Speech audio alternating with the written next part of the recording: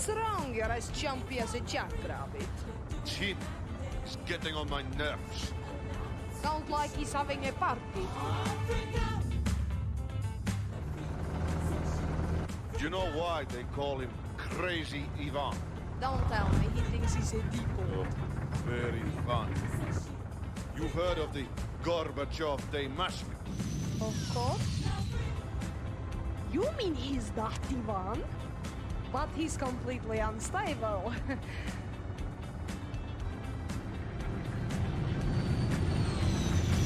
Freak out! Yes, Commander. I've been cooped up in this sardine can for 7 hours now. I'm bored. Our ETA at launch coordinates is... That's close enough. Initialize launch procedure. You can't do that, Commander. Oh? The transporter is not stabilized. The blast shields are not up. That's enough. Launching now. Hit the brakes. Now you see why I'm nervous. Oh my god.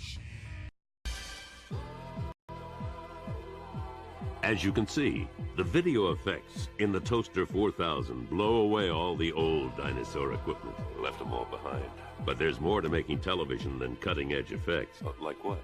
You need broadcast quality graphics. And Toaster 4000 delivers. Where do you start? Start with Toaster Paint to blend images together and create cool backgrounds. Neat. With Toaster Paint, retouching reality is a snap. I like easy. Then add titles to your creation in the new Toaster 4000 Character Generator. CG. Toaster CG has been rewritten from the ground up. Now, titling is as easy as choosing the font, typing in some text, and then putting it right where you need it. But don't stop there. Go ahead and play. Play with the shadows, borders, colors, or sizes, anywhere, anytime. Then jazz things up with 16 million color brushes from Lightwave or Toaster Paint. Toaster CG even has the power to make your titles and graphics as transparently clear as you'd like. Nice. In fact, Toaster CG has more than 100 new features. Like what? Take a look.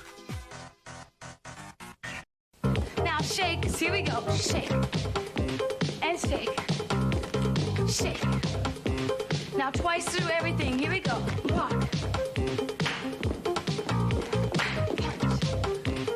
punch, pushes, push, and down, and shake.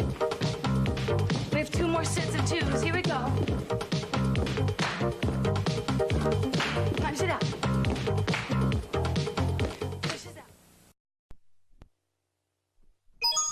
It's me, Mario! Hello!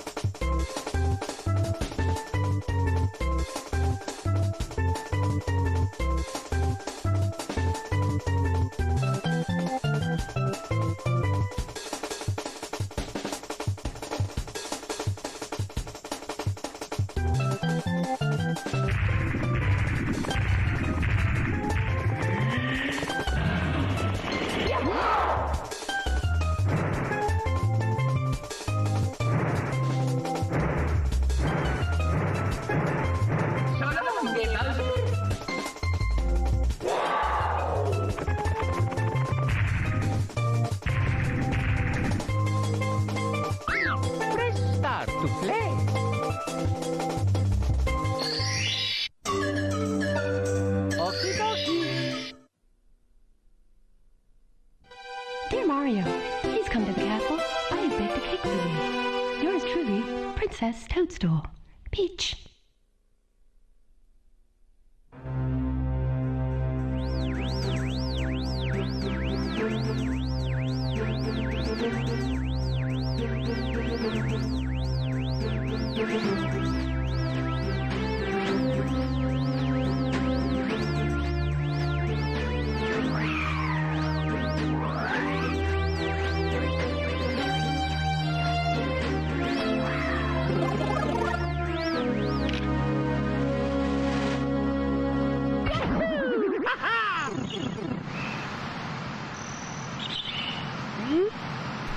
Yeah, you know Mario got a Pringles can for a dick.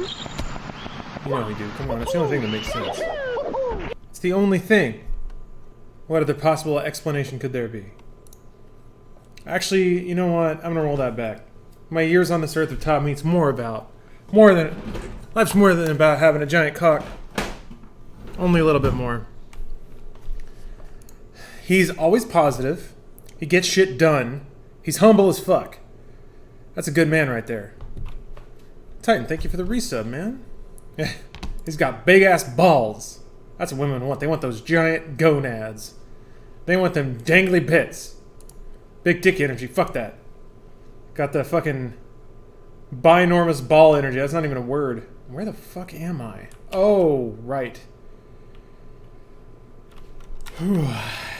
Yeah, I don't remember what I'm up to or what I'm doing. This is like, there was a zombie in here I shot to death because he fucking got up in my shit. Whoop. There's Boone, stepping in bear traps. Big Italian meatball energy. I like that. Big mushroom tip energy. Toadstool energy. A big tip energy. Oh. Oh, Boone, you're not doing so good, buddy. You stepped right in the bear trap, idiot. Look, there's another one. You want to step in that? Where are you going? Where are you going, brother? Alright, hold on. Let's ride this out. It's you and me. There's a flashlight button, isn't there? Follower AI on this game is special. Yeah, Joseph, man. Follower AI in most Fallouts is pretty special. Okay, so... yeah, Boone was floating. I guess he's not anymore. Hold the Pip-Boy button for flashlights. There she is. Hey there, buddy. Oh, it's just a glow around you. Well, I don't know what I expected.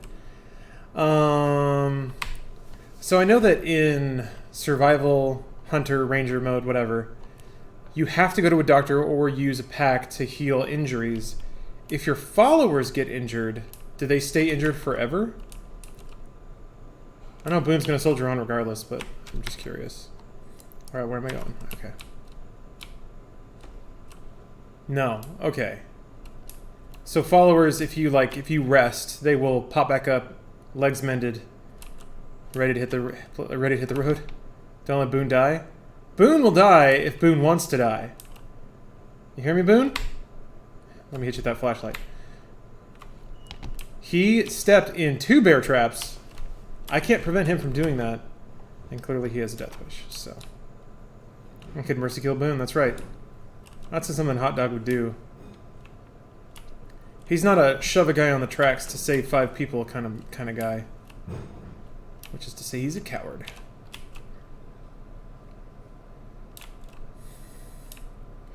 Flashlight is literally just you maxing out the brightness on the Pip-Boy. Yeah, it's... Before cell phones had actual cameras on them, there were flashlight apps that would just put the screen at full white. Alright. Boone's activated. What the shit is that? Oh, right. I forgot.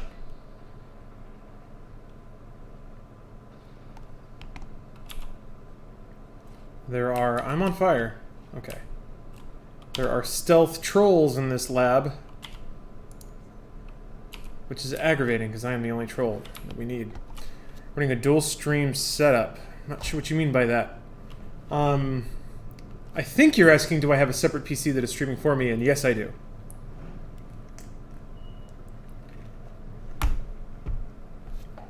No game audio. Thank you for letting me know. One moment. Ooh, that's not good. Shit.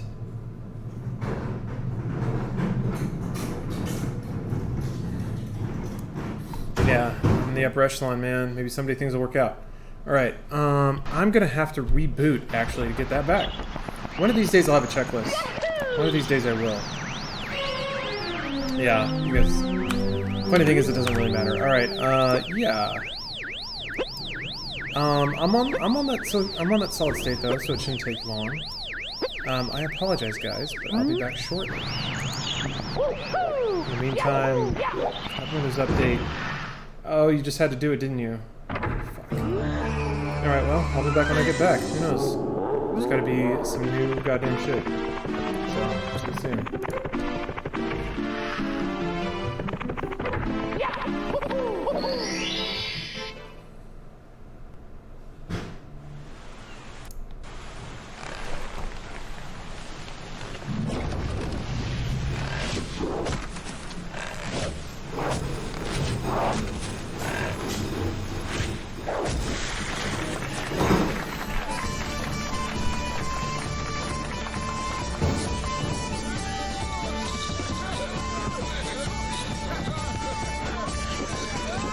Hey, Seth.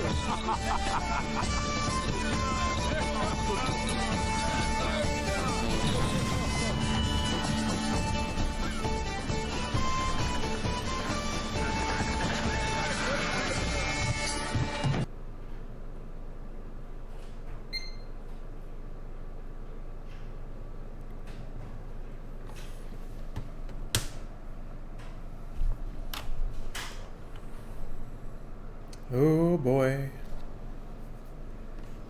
We are streaming now. I forgot the mic was still live. I can still talk to you guys. Just nothing else will work in the meantime. And it's a good thing I didn't talk shit about everyone I know. Whew.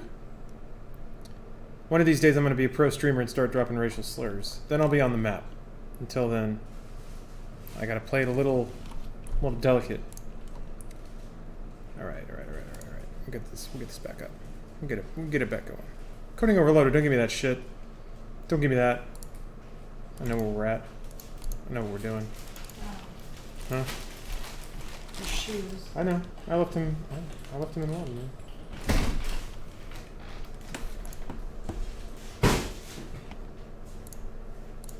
Okay. Jesus Christ.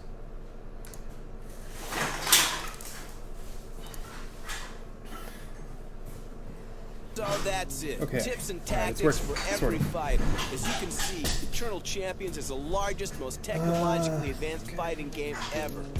Welcome to the next level. Boom. Okay. That ought to get it. Good God, Jesus Christ. Alright.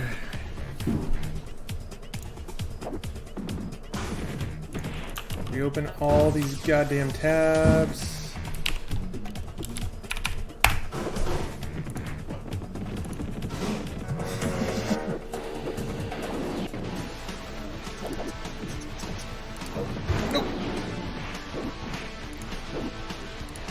So many clicks. It's so many clicks. I need to write a script that just does all this shit. Although I don't. I require learning a couple of different APIs. Hello, Dirty Bull Jim. Got chat back on deck. Let me run a little test here.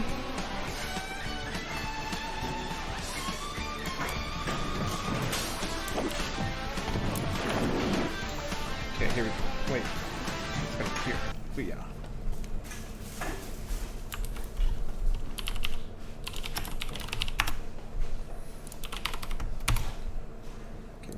Bart. Yes. Okay. In it for good now. Yep. Comments about Mario being humble. Is he really all that humble? Because what about him having the same first and last name? Every game, getting his name attached for logo slaps on everything. And don't get me started on poor Luigi. He didn't choose that.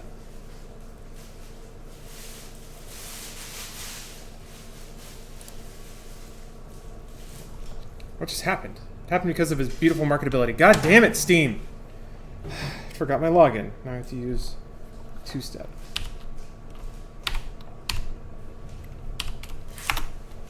Sometimes, man. Sometimes it is tempting to reminisce. Be like, man, there was a time when you put a game in, you turned it on, and the game started. It's starting to go. But, you know, I invite this upon myself. Alright, run it now. Hey, everybody. Yeah, he's never bought a new outfit? I mean, he's got new outfits in Odyssey.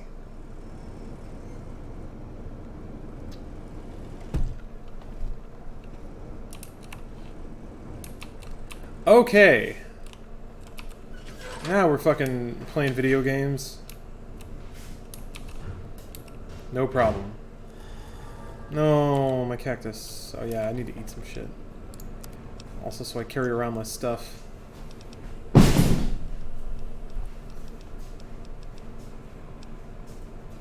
I feel like food is basically useless. Do you have to cook it to make it give you any kind of hit points? Because Like, the food meter doesn't go down fast enough for that to even be a thing. Or to be interesting. To worry about staying alive in that way. And it doesn't give you any kind of health either, so what's the point of even picking up food ever? I don't know. Barrett, oh, it's been a shit-tastic day for you? I apologize. Sometimes that happens. I know what that's like, man. You come home and you're just dead. Just dead to the world. One of those things where you just leave a trail of clothes from the door to the couch, and that's just where you just plop. Just thump. Dead. Out. Tomorrow's another day. Sometimes that's what it takes. To be honest, I was kind of feeling that way. But I had a little snack. Does wonders. By snack, I mean a tall glass of vodka. Just does wonders. During Let's Play Live, were you a Titan? Yes, that was me. I got to wear the Titan outfit, which was very fun. And shockingly comfortable. Just finished the first attempt to really do streaming. Rough start in terms of viewership. I was talking to myself a lot. Gotta start somewhere. Yeah. Learning the tech is interesting. It's certainly a valuable skill. I do consider myself very lucky in that regard. I never had to... I kind of always had at least like 20, 30 people to hang out with. So... I do make a habit, though, of occasionally late at night trawling around those zero-view streams. 0 or 1 viewer. That's really interesting. It's rare that there is a directory of just being able to see in little windows to people's homes, watching them enjoy themselves, or just chill out. Where am I going? Any thoughts on the game Dead Cells? Yeah, I picked it up. It's I feel like I have yet to understand, like it has yet to really click in for me. I think I get where it's going, but I don't see how the structure that it chooses is better than a more traditional layout.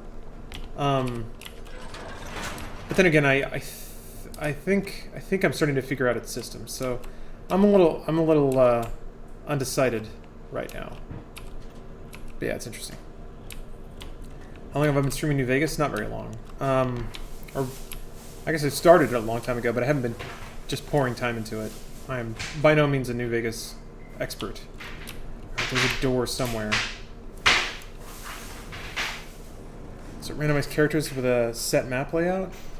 Oh, you mean Dead Cells? No, that's more of a it seems like it's a randomized map too. Except there are like zones, there are explicit areas you can explore, and like specific abilities you get that allow you to explore those areas. So the thing seems to be that it generates paths in front of you, and then the one that's straight ahead is like the most obvious path through the game.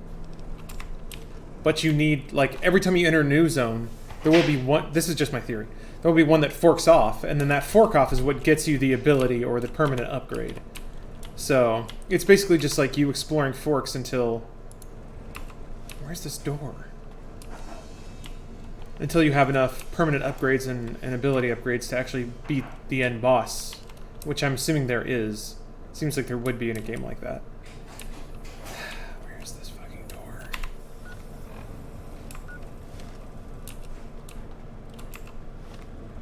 It's probably not on this floor. It doesn't seem like it would be on this floor. I'm filling in for Kale. Yeah. He is the Fallout expert, for sure.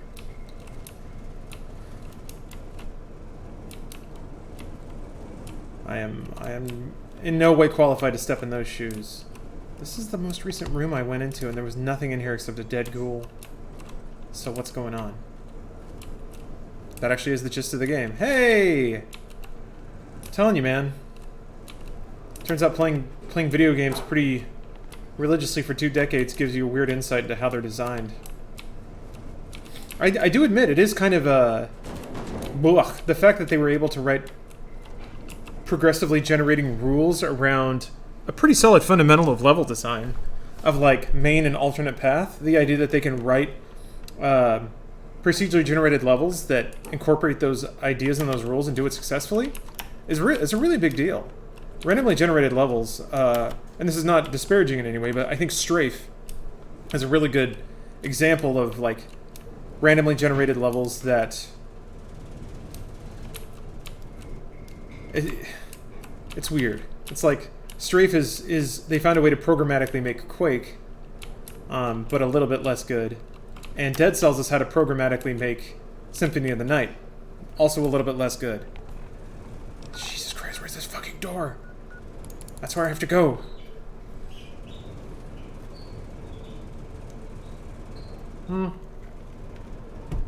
Roguelikes have been continually doing that for a long-ass time. Not really. It's different.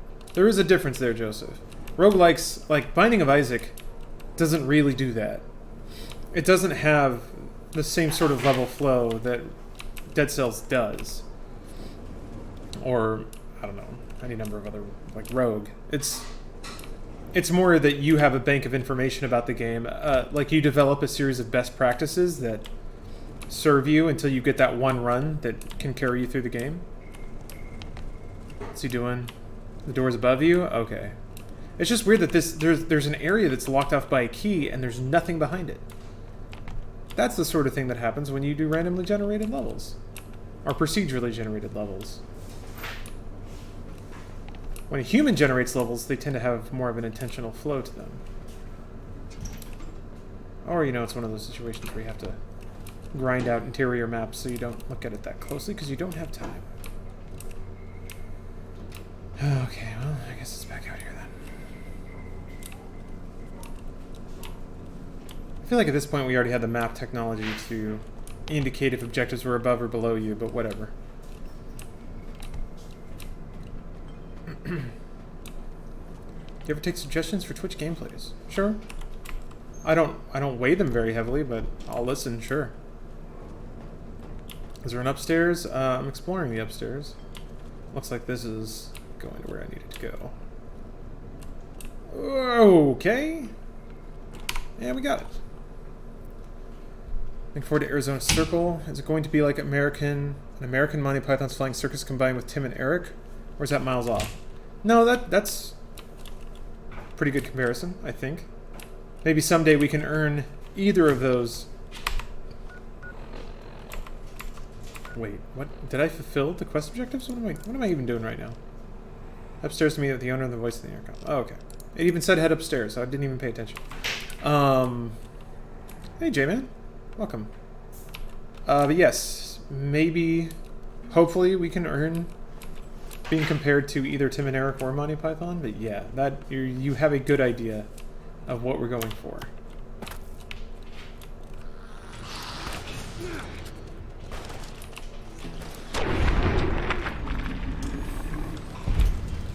Yeah. Joseph, lofty comparison, I agree. But the thing is, like, I think Mr. Show is probably a pretty good point of comparison. There's just not a lot of sketch comedy out right now. So, trying to make it happen. I know a lot of people do. But we're different. Alright, Boone. That was pretty dangerous what I just did. I don't know if you're going to be able to handle that. Ah, yes, the old ramp of stuff. I'm tired of seeing those in Fallout 4. What does it drop, and is it a first member exclusive? It is, mean Mr. Walrus. It will be a first member exclusive. In fact, the number of first members that it signs up will be the entire determining factor of how well performing that show is. Whitest Kids You Know? Yeah, it's very good. Arizona Circle Preview got the biggest laugh out of everything at the Bloodfest screening I went to tonight. I didn't even know they were going to have a trailer for it. That's awesome. Rooster Teeth did us a pretty good solid there.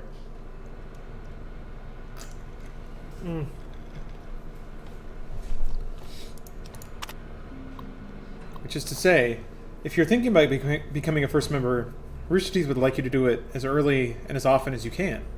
But in terms of us, if the way it's tracked is, if you either sign up or become a first member the very first thing you see after is how they can kind of track or how they assign attribution of what drives first memberships.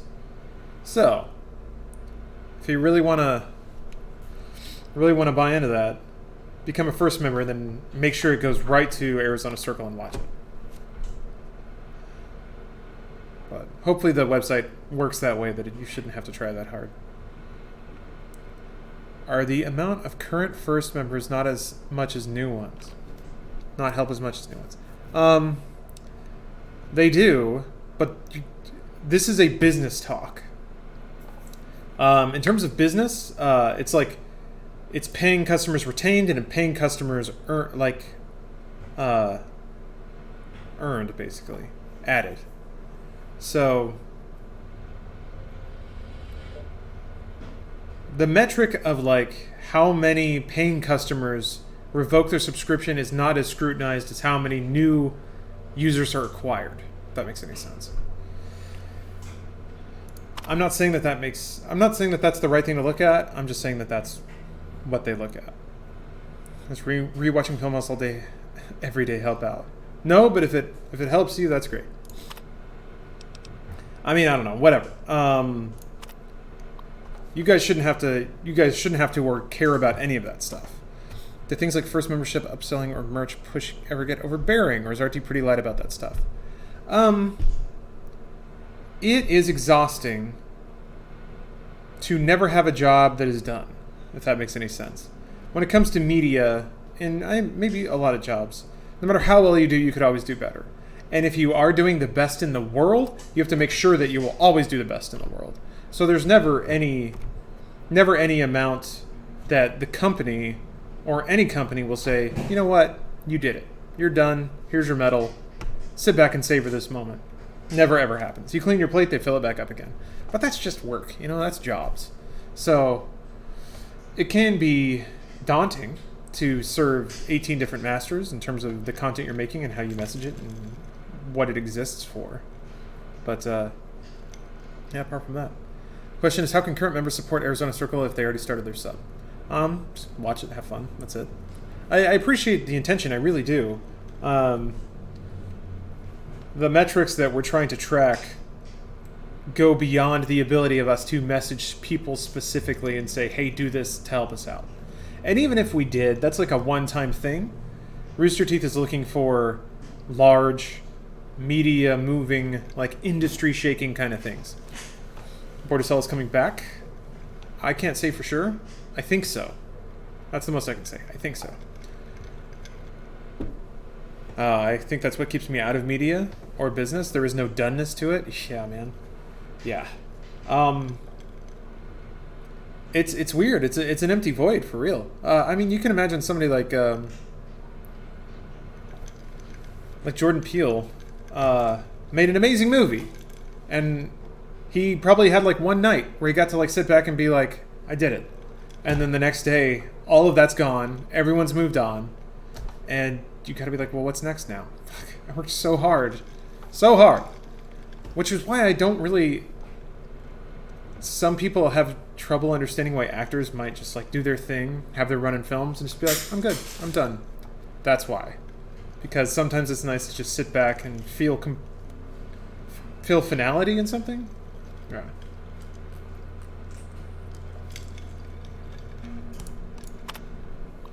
Yeah, sorry.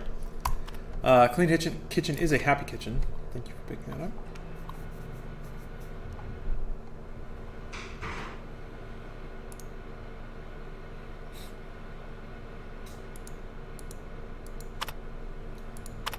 That is a really, really pleasing click.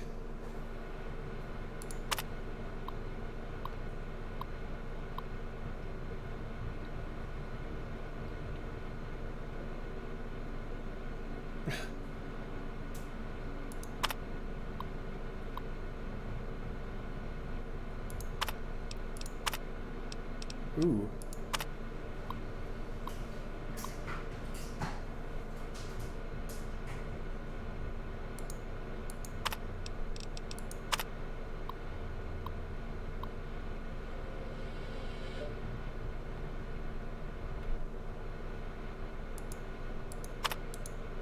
The radiation. I have some Rad-X, so it's probably good.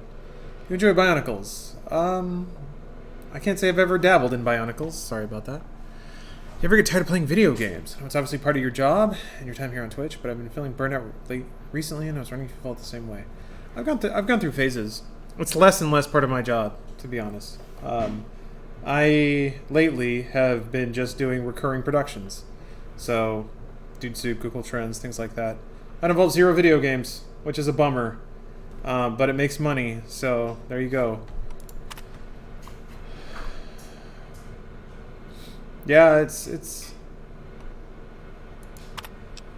I realized today that I'm like, man, I just realized I don't play video games very much during the day anymore. And that was my whole grift. That was the point. It's the same thing? Yeah, okay. What's up, Turbid? That is a very meaty click. Trapped in hell? No, this is the wasteland. Well, I guess it might be hell to somebody, but no, it's my lightscape. My new Vegas lightscape. Thank you, Keith. Hope you're having a good evening. Where am I going? I gotta go upstairs, right? Yeah, the research labs. They got some stealth boys. Let's see what's going on with that. I hope I got the... Is that the key that I needed? Maybe? Probably? Oh, when I'm light on gaming? I mean, I have been in the past. I'm not right now. I think it's fine. I don't think there's anything... Oh, you're changing on all the rest of the knobs? I think I'm too short. Like the rapper? Boom, boom, boom. Oh my god. I've heard that song twice in the last, like, 2 days, and I don't know why. No, I'm not like Too Short the rapper. Although I guess I could make a rap about being 2 handles short in the kitchen. Like handles of vodka? Boom, boom, boom. Like handles almost smack you upside your head. It's not making jokes. They're not jokes, they're references. Jokes have structure.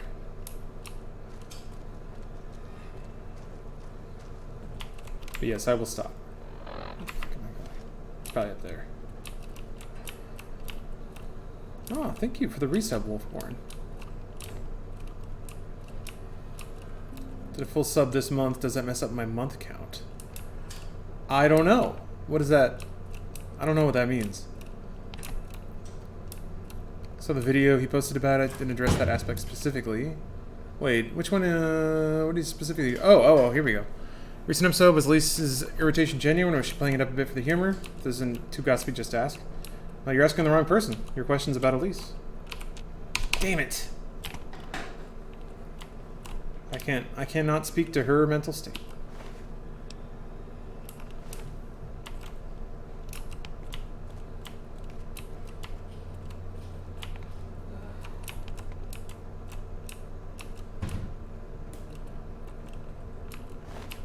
But at the same time, she also shouldn't be required to answer that. Shit, I have to find a fucking key. Ah, boy. Thank you for the resub. Digital Tears. Man, that's a great username. Man, I don't know where this goddamn key is. It could be anywhere. God damn it. Talk to the intercom by the door to get in. Ah, that makes more sense. Alright, thank you. My head's not in the game right now. I'm a little spacey. You okay, Steph? What's going on? 3 handles short. Oh. 3 goddamn handles. Well, it sounds like you just came up with your mumble rap name. 3 goddamn handles? Alright. It's not bad. I'm letting you in. You better watch yourself. I'll sure as hell be watching you.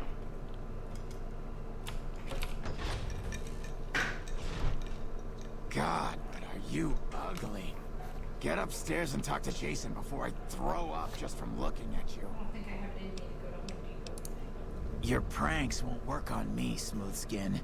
They won't work on Jason either. Stop wasting my time, Smooth Skin. Go waste Jason's. Remove your skin on stream. I don't know. I need at least like 2 Prime subs to do that. Ooh.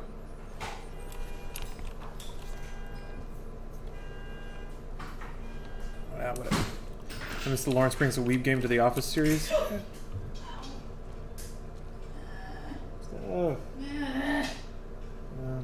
She just bonked her head on a light. Would you ever do a film house on the new movie with Little Italy? What? Little Italy with Hayden Christensen? I don't know. I don't produce film house. Probably, maybe. I don't know. Dr. Smoothskins. Wait. That concerns me. Did someone just make a dummy account to Prime sub? I mean, whatever. It's a free $2.50. Evening. Hello. I don't speak with outsiders, smoothskins especially. Talk to our leader, Jason Bright. Now I know what it feels like to be racist. There's a Kotaku article right there. I played 30 minutes of a video game and felt a feeling. Here's 2,500 words about it. How Fallout made me experience racism. Go bother Jason, Smoothskin. I don't like having you around. Ants. Oh, you found more ants? Found 8 ants. Oh. I have everything in containers, so those little motherfuckers, they just keep traveling around, hoping I'm gonna throw a goddamn chrome down. I want to put a sign out front. None for you here, assholes. God. If only ants could. Hello, Wanderer. Please forgive us our humble surroundings. Home awaits us in the far beyond. Have you come to help us complete the great journey? Fucking goddamn cultists, man.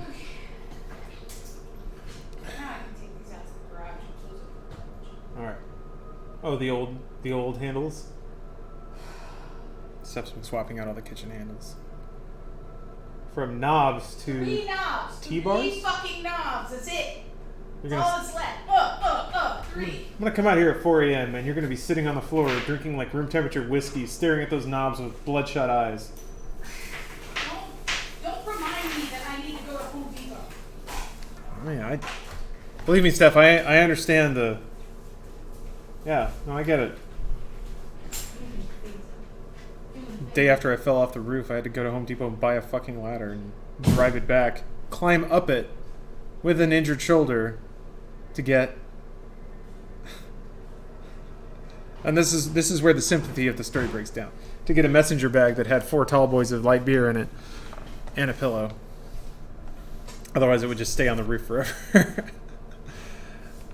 Have you seen the UK comedy shows The Day Today and Brass Eye? Not I recommend them thoroughly. They are genius. No, I haven't seen either. I haven't even heard of either. But what is there a if you're in the UK, you might not be able to tell me, but if it's on a streaming network, I might be able to find it. Also, I feel like if you spend enough time in the wasteland, there's got to be a time where you meet someone and you're just like, another fucking cult? Are you serious? All right, tell me about it. I am Jason Bright, the prophet of the great journey. All the ghouls you see here are members of my flock. Is there any kind of booze I can drink that doesn't have calories? Broken? If that existed, I would never be sober. No. Alcohol, by definition, has calories. Otherwise, it's not alcohol. So yeah, someday there will be diet booze, I hope. I guess the modern equivalent of diet booze is like a weed vape. But that doesn't fuck you up in the same way. An auspicious name, don't you think? It was mine before I became as I am now. Before the great war even. Truly does the Creator author a destiny for each and every one of us. Alcohol is metabolized into sugar by your body? I mean, yeah, it's the worst way to metabolize sugar. Super Pranky asks, apologies for the newbie question, but when you say you're producing or not producing a show, what does that entail exactly? Are you in charge of basically everything, not dissimilar to a director role, or is it closer to simply editing the episodes? I'd love to learn more about your jobs or anywhere that stuff is explained. Not really, no. No, Barrett, thank you. Thank you for the Prime sub. So, production. Think of the producer as the role above director, except we don't have directors, because we're all kind of self-directed. So a producer is basically like the project manager of a video. So if I'm the producer of a given video in a given week, that means I'm the one responsible for making sure that it happens, and that includes everything top to bottom. I can delegate those roles if I want to. So if I'm responsible to produce a podcast, but I'm not in that week, I say to somebody else, hey, can you host for me? And then we kind of hash out, okay, I'll put together the ad reads, you put together the show content. But essentially, if you're producing a show, you're the person who's responsible to make sure that it's delivered on time and is high quality. So that's all that means. At Funhouse, we're producers and content creators. So we produce the show and also be in the show and also plan the show and deliver all the deliverables for the show and then follow it from beginning to end. Production is basically starting a project, following it through every step, solving every problem along the way, and making sure the end product is what you want. Yeah, it's challenging. And production roles can range from a day to multiple weeks, to multiple months. Elise has been basically our lead producer on Arizona Circle, and she's been working on that for months and months and months. So producer can mean a lot of things. In our particular job, we tend to do more than other producers do, but also, we work with lower stakes. That's 2 Prime subs. Goodbye to your skin. I guess I gotta pull off all my skin. Yeah, you're right. But that would probably run afoul of Twitch terms of service, so I gotta do that off camera. Sorry. The demons appeared from nowhere. Except it might be more accurate to say they never actually appeared at all.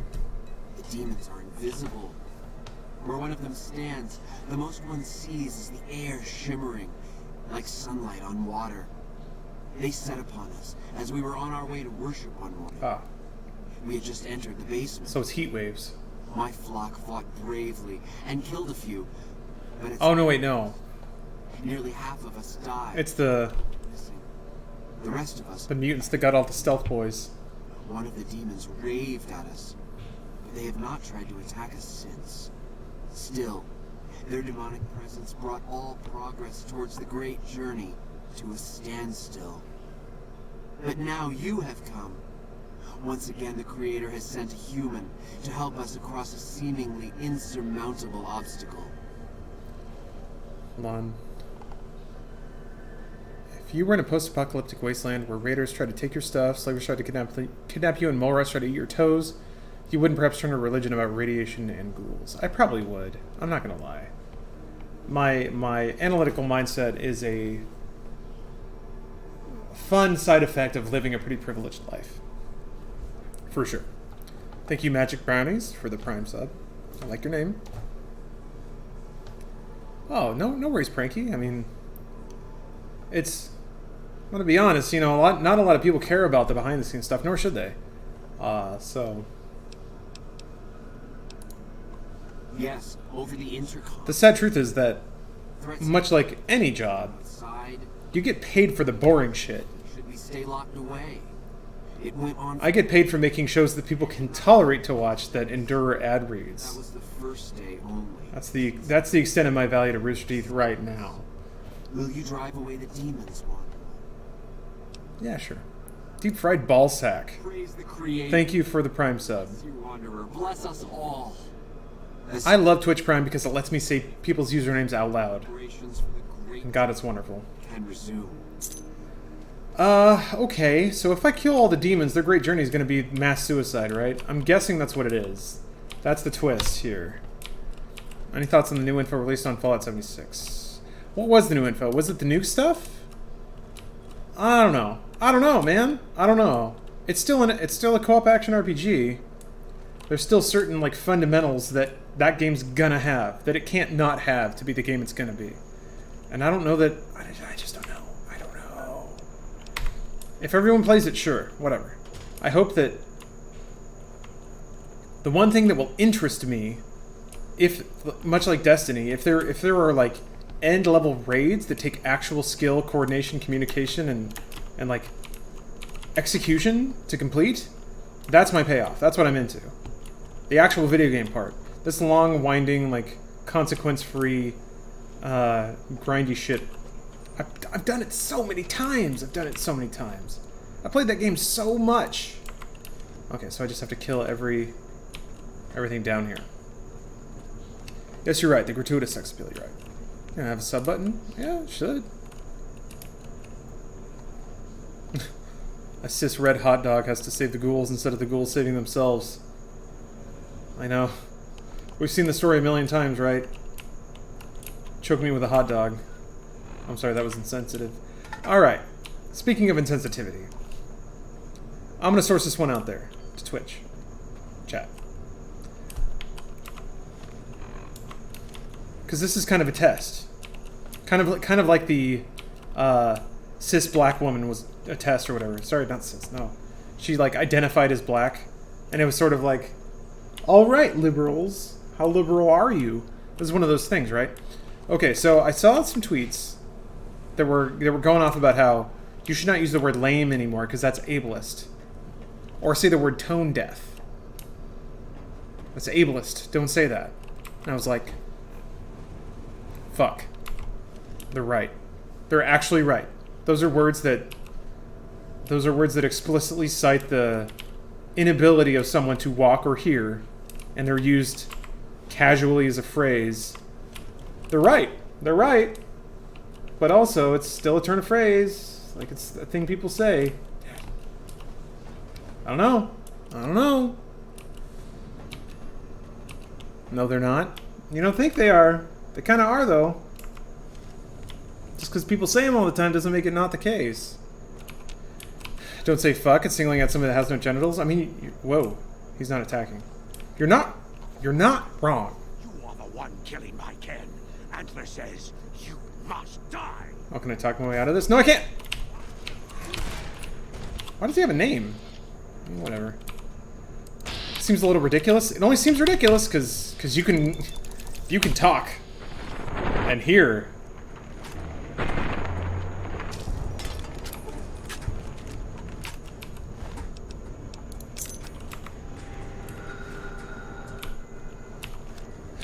So yeah, I don't know. I don't have. When I first read that, I was like, "Give me a fucking break." I'm not gonna be honest. Like I was gonna. Are you fucking kidding me? Yeah, mute. The ability to mute people or mute your mic. You know, what if you're on Skype and you click the mute button and you're like, "Oh, I shouldn't do that." That's not sensitive to people who can't talk. I can turn it on and off at will. Why should we say that? Maybe silence is a better word. So, I get it. No one uses the word lame to describe a disabled person? I guess you're right. Yeah, but that's what the word means or meant. So I'm not trying to stir up anything. I'm just like, okay, let me put it this way. I reached, when I was like 20 or whatever, I had this epiphany where I was like, oh shit, all the things that I think are important are gonna like, maybe they'll happen in my life, and then there's something I'm doing right now that some kid is going to call out in like 20 years, and then I'll be the racist asshole or whatever, because I'm like eating meat or doing something terrible. Like something that seems normal in my time will become verboten very soon. And it happened. It happened, it happens to everybody. So it's fun for me to like identify those things early, to say, this is something that's going to be unacceptable very soon. And yes, there is a police that's out there trying to find those things and enforce them as fast as they can. Throwing that little human quirk aside, I don't know. I am truly fascinated by that. The evolution of what becomes unacceptable. Yeah, gay meant happy in the 30s. Then it meant homosexual, and then it meant lame, and not in the ableist form of it. Passé, blasé, not cool. Oh, that is so gay, is what people would say. And then, rightfully, people are like, hey, stop using gay as like a negative term. It's actually just a normal way that people are. Stuff like that isn't coming from the actual people who are deaf and mute. If you ask someone who is deaf and mute, they won't care.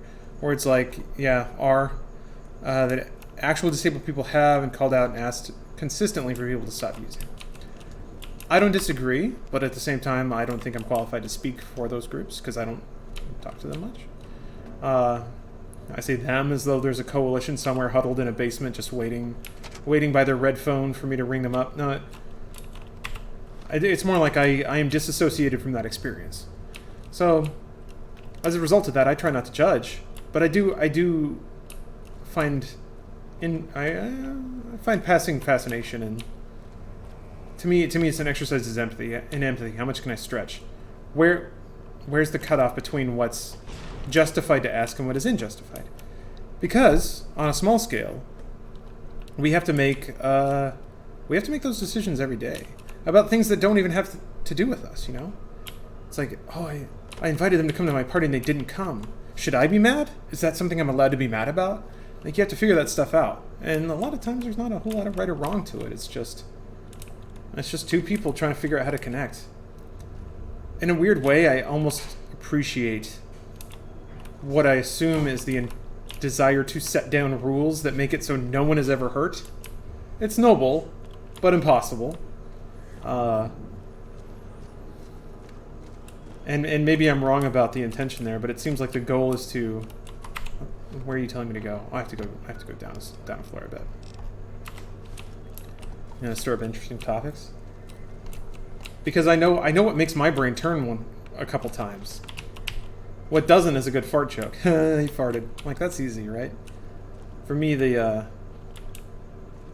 what keeps my brain twisting sometimes, or sticks in my brain a little bit, are the things that don't have an easy answer. Yes.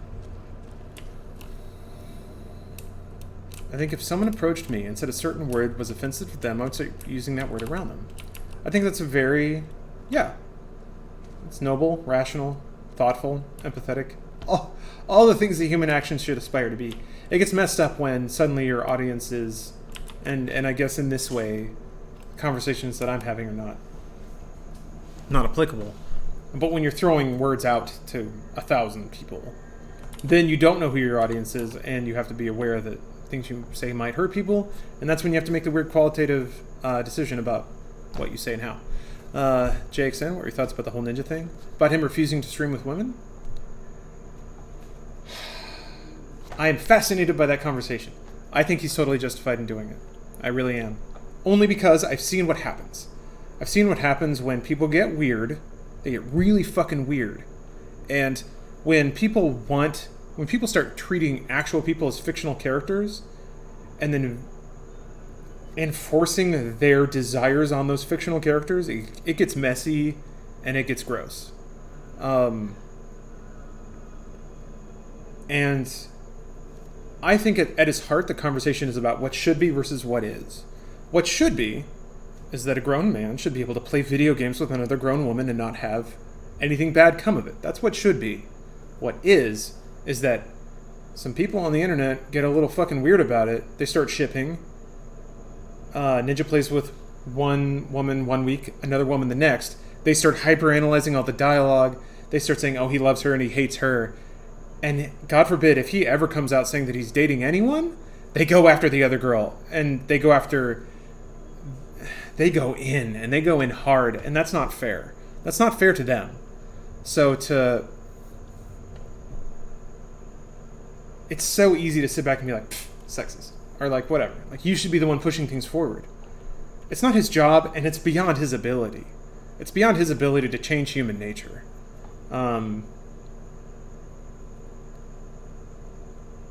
So yeah.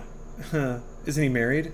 I think he is. Yeah, he is. So, but still, people are going to go in on it. People are going to willingly ignore that. Doesn't matter. Like, you can't come at that angle from an adult, rational perspective, because that's not the internet. That's not the people. He understands that his audience is big enough that there's going to be some people in there that are not rational. And he is... This is going to sound patronizing and kind of sexist, but he is sort of sparing the people that he might stream with from that treatment. Is the way clear? And again, it's not him being sexist. That's the human race being sexist. And you like to say, oh, he could push things forward. But what, at the cost of the people he streams with? Are you allowed to say that he should do that? Then that's kind of shitty, isn't it? I don't know.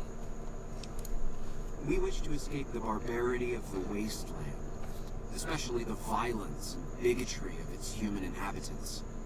The Creator has promised to my flock a new land, a place of safety and healing. So yeah, in the far Naomi Nagata, you bring up an interesting point. It's a weird decision, but I think, but it's his to make. It's absolutely his to make. And I think he deserves a lot of credit for already making the right decision a lot, acknowledging that he has a big audience. We, as a human race, are awash with fucking sociopathic media figures. We elected one. And maybe that's just the world now. but we have our Logan Pauls, we have our fucking Donald Trumps. Can we at least celebrate that Ninja is being conscientious about the actions he takes? Because fucking PewDiePie can drop an N-word and not give a fuck. And it detonated everyone else. Gaming content tanked, and it was all due to that. Or his fucking, like, Heil Hitlering on stream. You thought it was a funny joke, dude, but your fucking actions have consequences. And my entire job changed because of it. Whatever. Not that I'm owed an apology. Whatever. He can do whatever he wants, truly. But shit, actions have consequences, and it is... Ninja is the only dude I've seen that behaves in a way that conscientiously acknowledges those before they happen. Not a little bit after, and in a shitty way. So... Oh, okay, let's see here. Trying to avoid the situation with Pokimane and TSM Myth.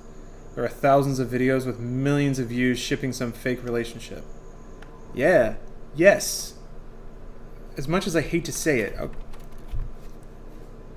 I try to keep in touch. I try to keep my finger on the pulse of the internet and shit. I'm still not 100% on shipping culture, even though I know it happens and it gets intense. But if someone doesn't acknowledge that side of it, and that people get very weird and very aggressive about it, I think that's kind of like, oh, okay, maybe you shouldn't talk about these things. I try to keep very mentally aware of like what I am allowed to talk about. Not allowed is a weird word. Qualified to talk about, I should say. So I don't know. Never looked at it that way. Yeah, and you shouldn't have to. That's the weird thing. There are certain things that. I have glimpsed it only in visions, Wanderer, but what I have seen is truly miraculous. It is a place of light and healing, and I know in my soul that my flock will be safe there. Oh, he's gonna kill everybody. Haven't you been shipped with other Rooster Teeth members? If it happened, I don't know about it. I try not to go look for that stuff.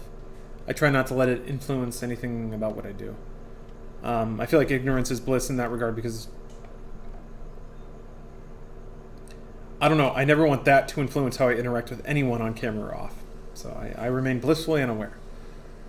It's truth that no one likes to talk about, and for Ninja to react to it in any capacity, one side or the other, would have blown up anyways. We need to talk about it so that it can change, and people don't like the truth.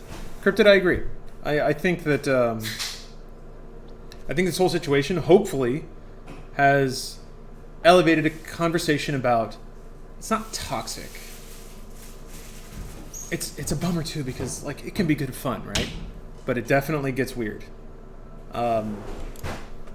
Praise the Creator and bless you, Wanderer. Ideally, this sort of thing is, and in this way, Ninja did the world a favor.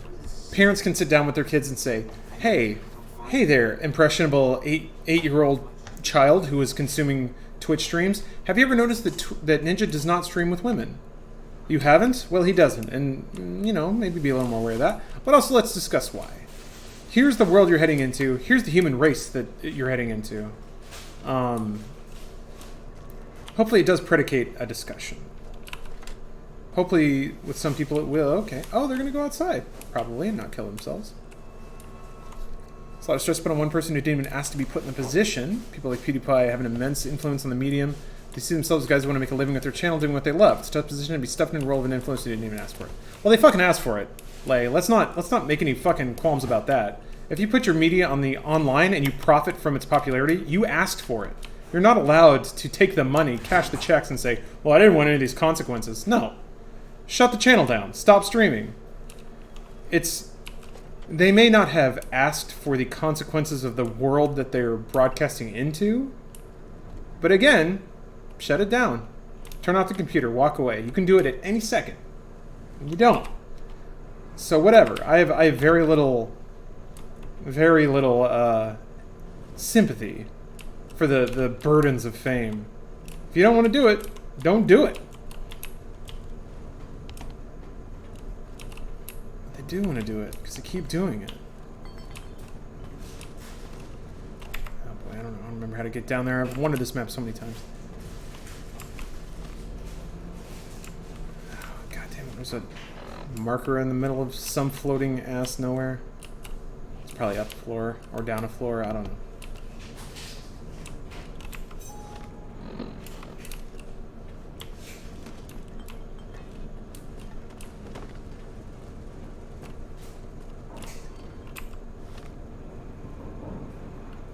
Oh. He's not streaming with women because of the audience and their predilection towards that drama, but assuming that same audience might also have that discussion with their kids or parents is a stretch. Oh no, I didn't mean same audience. God no. How do we get over there? Oh, they're just in the background. Okay. No, not same audience. Ideally, it's so the audience. This is me assuming a lot. The audience Ninja's afraid of are the creepy 14 and 15-year-olds who have burgeoning sexuality, raging hormones, and are trying to figure out how the world works and imposing weird rules on the internet. It gets weird, man. It gets weird. But ideally, other people are aware of these things and decide to have a little heart-to-heart about it. And in that way, you know, the current wave of spazzy-ass adolescent teens that do weird shit online and swat people, they're gone. You know, it's a wash. You can't save everybody. But 6 years from now, hopefully you have another wave of much more internet literate people that maybe they can see a very popular Twitch man stream with a woman and not instantly think that they're going to fuck and then hate anyone else who might intrude on that fantasy. Anyway, I have to use the restroom, so I'll be back in a minute. Try not to tear yourselves apart in the meantime.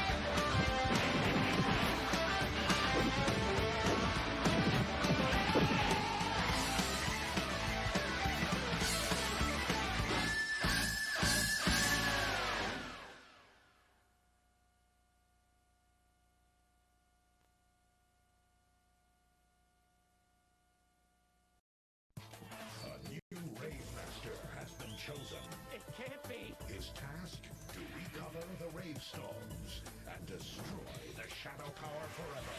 A simple plan, but it ain't gonna be easy. The power of the Rave will be mine. I don't think so. Rave Master, Saturday nights at 8:30. Stone. Anger management at work. Only Toonami.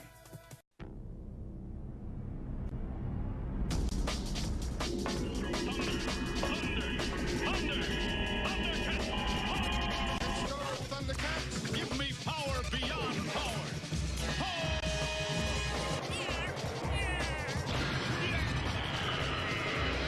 Always those plastic mutants. We've been breached. Mock my power.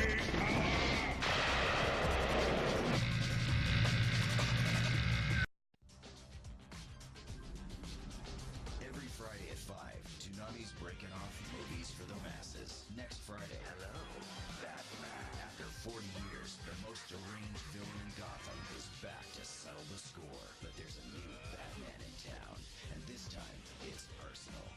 You're out of your league, McGinnis. Let's dance, bozo. Batman Beyond, Return of the Joker. Next Friday at 5. Good guys still wear black. Be there.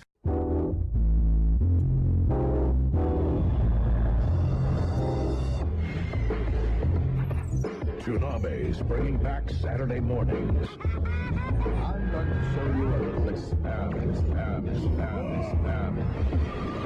3 hours of quality Toonami programming, and it's not even a school day.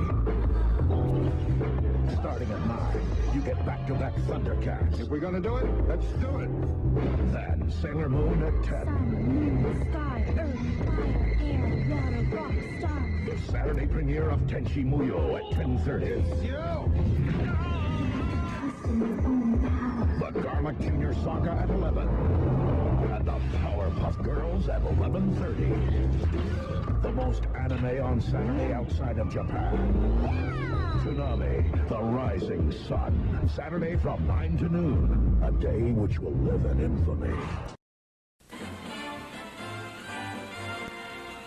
Ladies and gentlemen, it's Broadway Body Workout, starring Carol Lawrence. Now, for the first time on cassette, you can exercise using choreographed routines to your favorite Broadway show tunes. One paddle turn, a break. Broadway smash hits like West Side Story, Mame, Music Man, Hello Dolly, and many more. Join Carol on stage with the Tito Plenty Orchestra.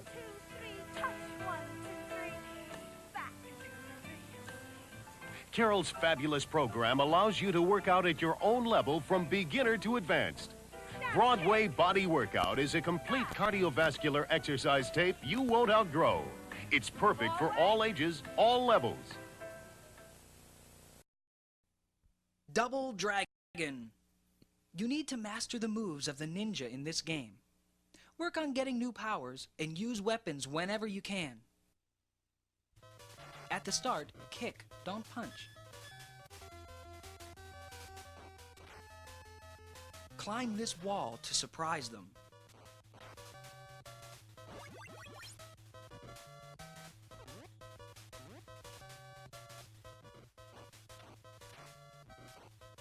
Whenever you can, grab a weapon.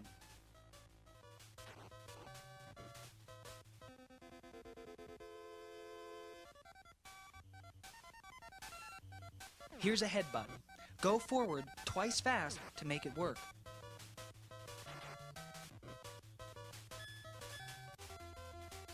Here's a tricky way to add new skills. Keep punching twice, adding points, and then move away.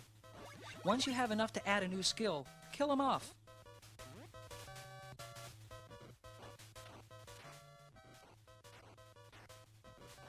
Fight this adobo on the conveyor belt.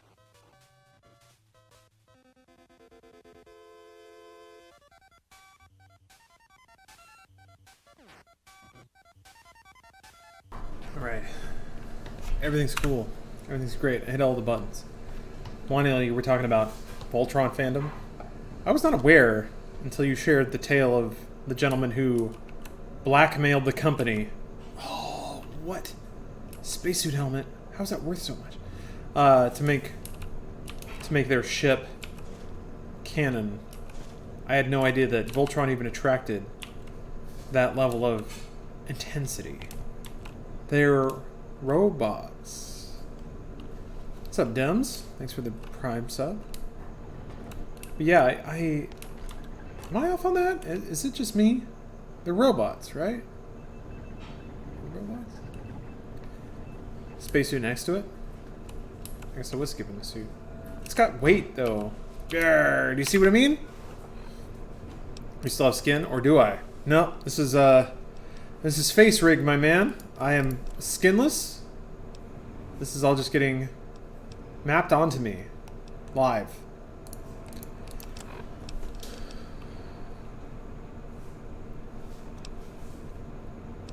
A girl in Steven Universe fandom was driven to suicide for drawing a canonically fat character skinny. Hey. They are teenagers piloting robots. Oh! That's the new... They went Evangelion with... Okay, that makes a lot more sense then.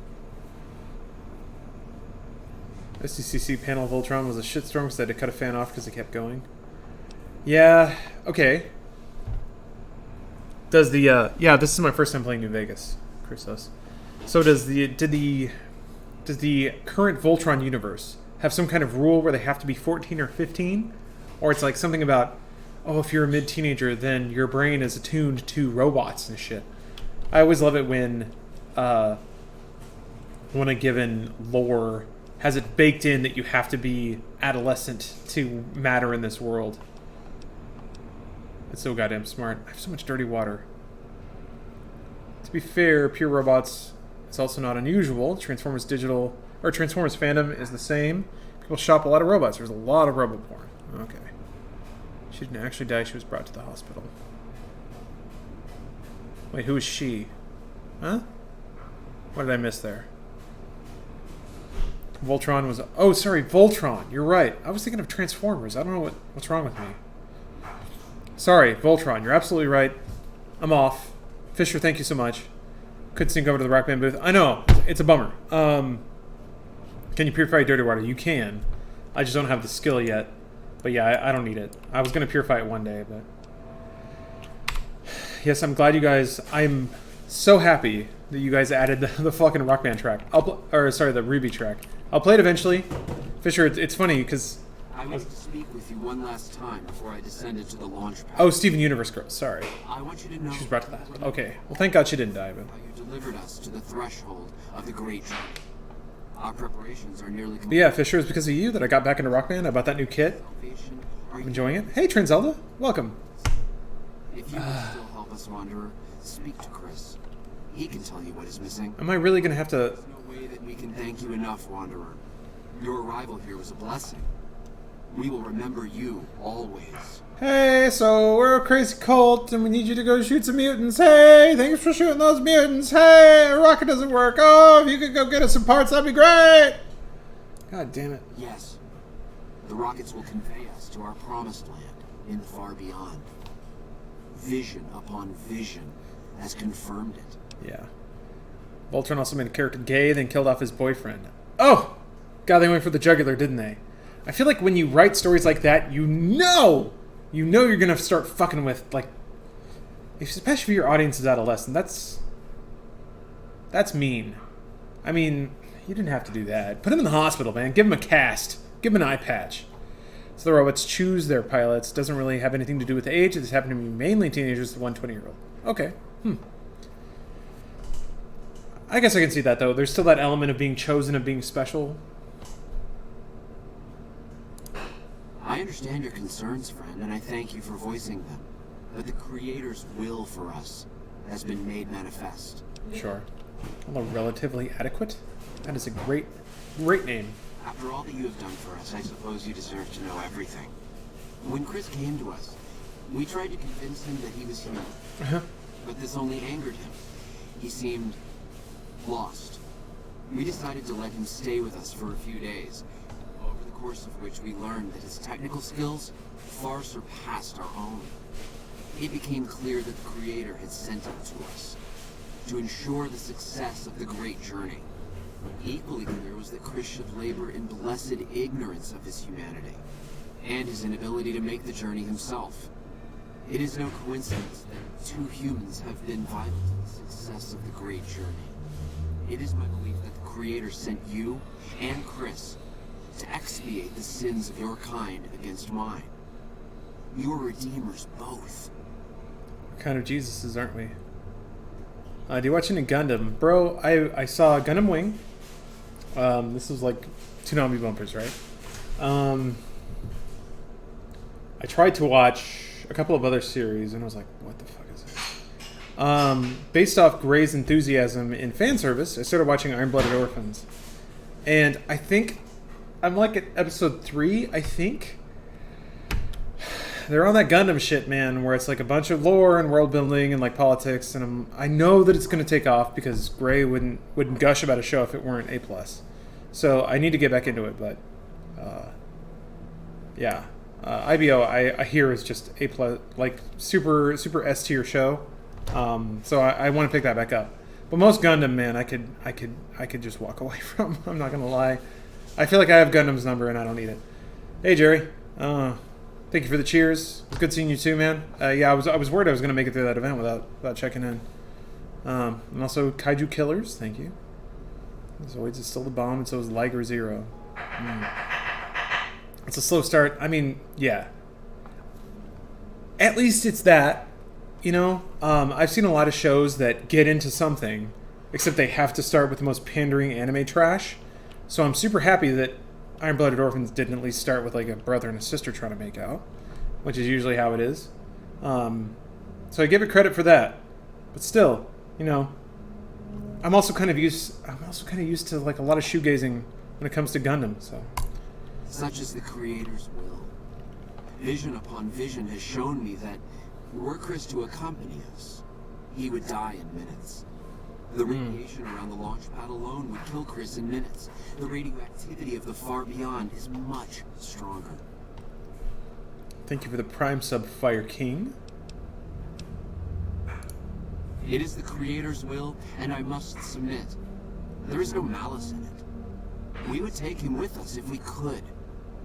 Why the fuck is the internet obsessed with incest? Not the internet. Anime. I'm gonna guess because... Alright. This is not based in anything. Not based in anything. But I do read that there is a particular cultural attachment to the idea of... It's star-crossed lovers, right? It's taboo. Crusoe's, but it's more than that. It's not sexual kink. It's not taboo. It's the idea that there's something pure and beautiful and wonderful in this world that cannot exist because of our, like, mortal situation. Transelda, thank you for the sub. Let me play you a song. So... There is no way that... Let me click through that shit.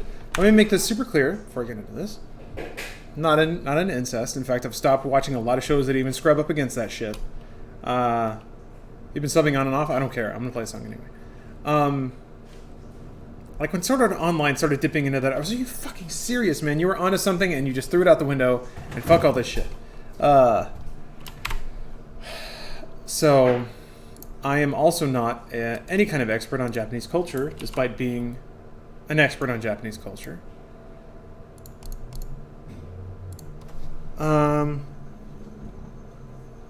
What I read into that, and its recurrence in particular shows, is some of it is absolutely pandering to people with an incest kink, because I think that's easy to do. A lot of anime does it.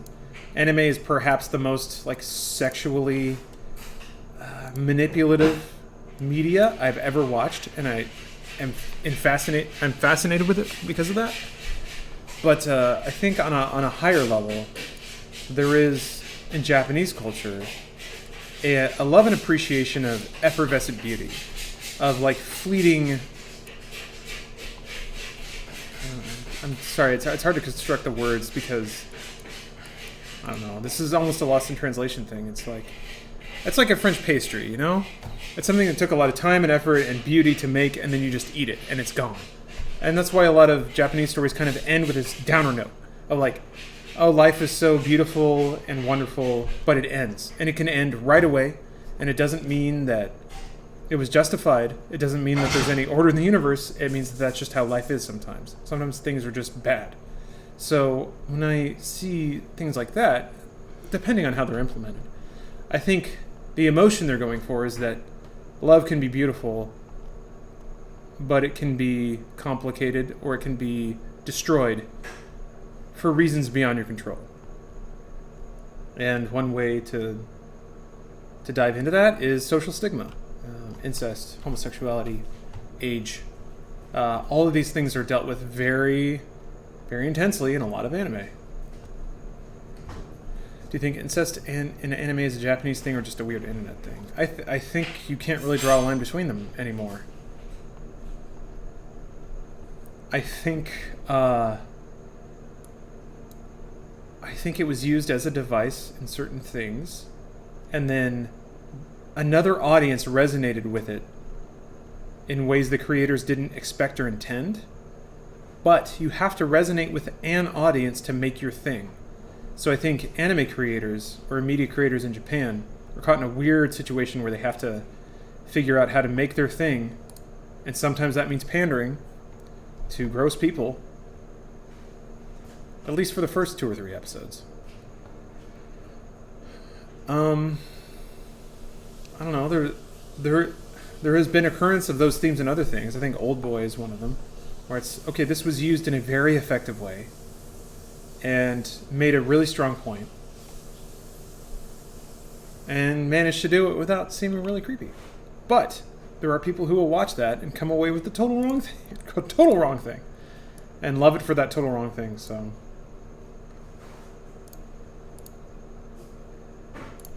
And kind of related to what we were talking about before, about how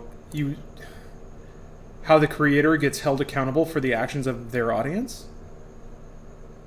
I feel like a lot of anime is in that situation. Sometimes they play into it, sometimes they don't want to. Sometimes it gets assumed for them.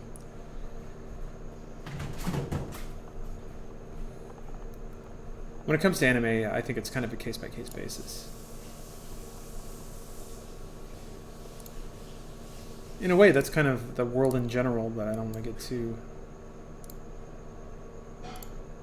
needlessly vaulting about it. Alright, let me see. I don't think I've used this as a hype before, have I? There's my check. I have not.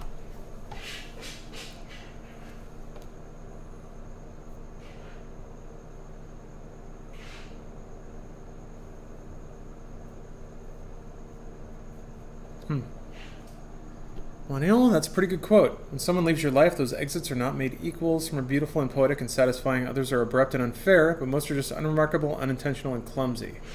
From Griffin McElroy. When an Extreme Teen Bible is an actual weapon. I actually had an Extreme Teen Bible. I remember it very well. That's the Bible I read. And incidentally, the Bible that got me out of Christianity. Alright, Trinzelda, I don't care about your on and off again subs. Here's a track for you. I hope you enjoy it.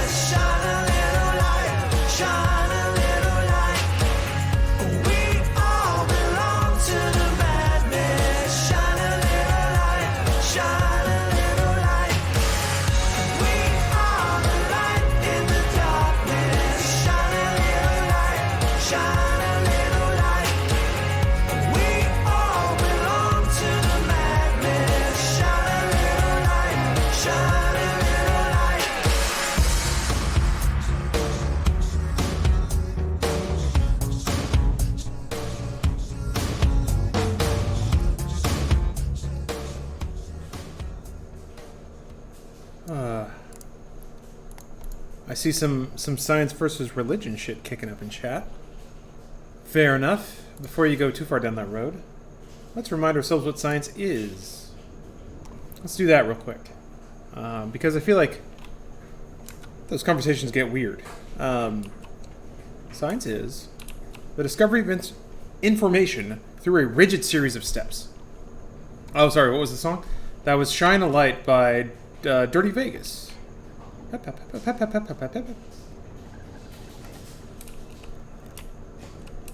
So, science is all about separating truth from perception bias. It doesn't mean that science is absolute. It just means that science has to be observed and repeatable. Because history is littered with beliefs that are not backed up by anything real. Mostly it feels right, or somebody before believed in it, so I do too. Get dead or die trying. Thank you for the Prime sub. So, in a very Greek philosophic sort of way, we as a human race had trouble distinguishing bias from reality. Enter the scientific method, which is a series of ways of not accepting what appears to be true, but actively attacking an assumed belief, and if that belief survives those attacks, Jason says that I am to cooperate. It must be truth. Final tasks necessary to launch the great journey. science does not disprove anything. Well, it does, actually. I take that back. Science does not prove anything, it only disproves. For a while. So, science delivers us to beliefs that are true, disparate from human experience. Which is very important. Because it led to people washing their hands. And, so yeah, there is room in this world for spirituality and science. Because the two aren't necessarily at odds. Thank you, Rudy, for the resub. I was close to completing work on the rockets before we were driven into hiding on the top floor. Two components. It's just weird. People turn science into another religion, and I hate that shit. 39 igniting agent and a set of thrust control modules. The igniting agent is highly radioactive and decays quickly. The same angry teens that slap their Extreme Teen Bible will also slap their I Fucking Love Science Facebook account. An intact, shielded container of the igniting agent. As for the same behavior, different sides. They were custom built for these rockets. They won't even launch without them. Very well. We don't need a huge amount. 2 to 3 liters should be enough. Can we get Bruce reads of My Immortan, aka the worst fanfic ever written? It's about Immortan Joe, I guess? Repcon has been ransacked so many times by scavengers, it's hard to know where the components might turn up. If they turn up. Jason has mentioned some industrial ruins to the east that are supposed to be highly radioactive. My Immortal? What? Oh, the Harry Potter fanfic? Because Austin, I think you left a question on the post show today. My Immortal. Okay, because you called it My Immortan then too. And I was like, are you talking about like Mad Max? What's going on here? You read the Anarchist Cookbook in high school because you're hardcore? Nice. That's how you know. I'd start by visiting... Yeah. Obviously. I was skeptical at first, of course. A man of science. But Jason is certain. Hello, Mr. Green Arrow. Oh yeah, once you get into quantum physics, you realize we know nothing. We've gotten closer with science than any other methods, so that's why I trust it. Yeah, you basically nailed it. We don't know nothing. We know a bit. But there is stuff that the scientific method has yet to explain. And in fact, yeah, there are certain behaviors in quantum physics that are seemingly inexplicable with the scientific method. Mostly because the scientific method requires repetition and predictability, and quantum physics is anything but. As far as our ability to perceive it, and that's when it gets weird. So, yes, Mr. Green, you're right. These are helites. What was science again? Oh, science is just the process of applying the scientific method to information discovery. Which, like, if you wanna think about it on a spectrum, science, chemtrails, like that's basically where it goes. One is, I have a thought. Okay, let me try and disprove it as hard as I possibly can through a series of rigid steps. Good. Other side, chemtrails. I have a thought. Does it make me feel good? Yes. Then it must be true. Ding! And that's when you stop washing your hands or inoculating your kids or whatever other bullshit you should do that you don't. Because it makes you feel good, and for some reason you decided to hold the human race back. It's a bummer, man. Not that...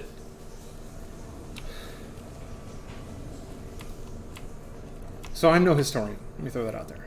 No historian at all. But it seems like the human race's advancement is predicated on those few shining individuals that just have the perfect brain and come along and change everything for everybody. And I'm not talking about Steve fucking Jobs.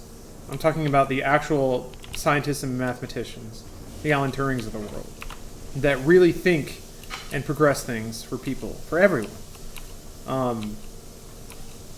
It's scary to think about one of those amazing people might have died from mumps because some wine-drunk mom in California needed to feel special, so she believed in some bullshit conspiracy theory about inoculations. that stuff kind of makes my stomach go tight. But whatever. Only because, I don't know, the older I get, the more mortal I feel.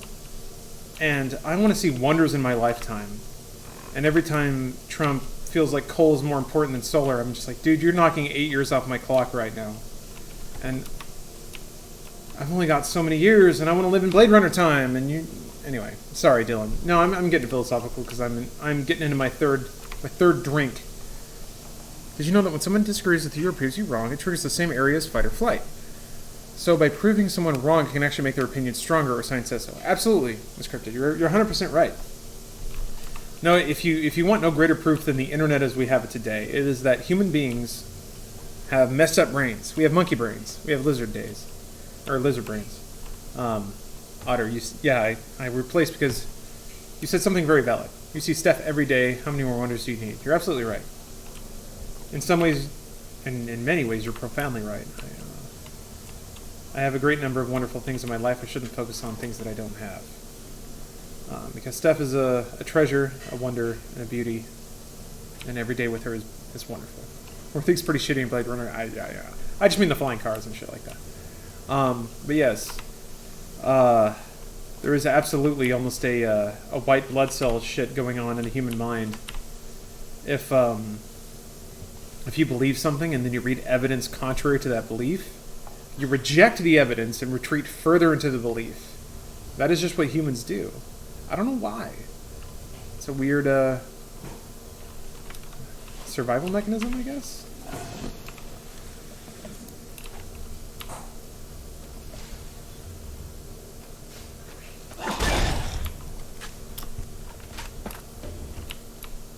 That's video games. Whatever. I got my 3 caps.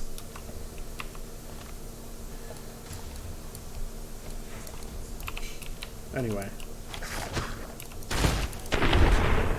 I'm into heavy shit.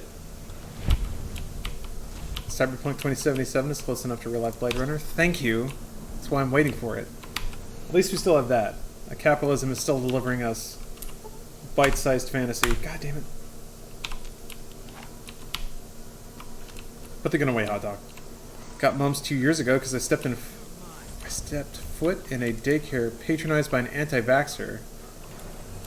I spent 4 days in the hospital because the doctors weren't confident my own glands wouldn't suffocate me. I am done with anti-vaxxers. That's incredible.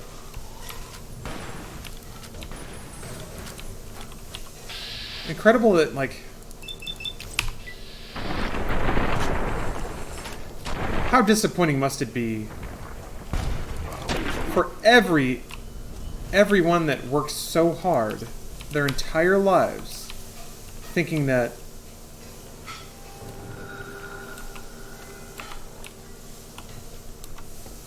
about that shit, man. Some dude had to watch his best friend. Wait, why you have a pipe out? Do you not have ammo? Okay, never mind. Some dude went to fucking France and watched his best friend die, gargling on his own blood, thinking that, thank God, we don't have to worry about fascists anymore. This is it, right? This is it. This is the grand test. We did it. We did it. We had our war. We proved it. I lost a friend, but at least the world now knows. Voting is how we do these things. But no, some overweight edgelord on 4chan thinks it's real funny to shout white power, so here we are again. Damn, dude. I just want to be like, I'm sorry. I'm sorry that no one gives a fuck. This is... And that... I don't know. Stuff makes you question sometimes. Not to be off topic, but I fucking hate Boone. No, I think at this point, off topic is welcome. Yeah, Boone's kind of an edgelord, isn't he? I haven't finished Gold Quest, no, because they need more parts. I gotta complete their weird fucking cult rocket. Ooh.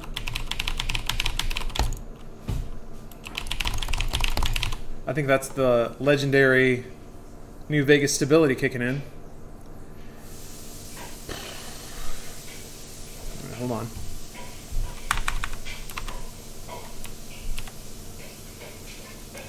Boone is just a stopgap. Boone is the first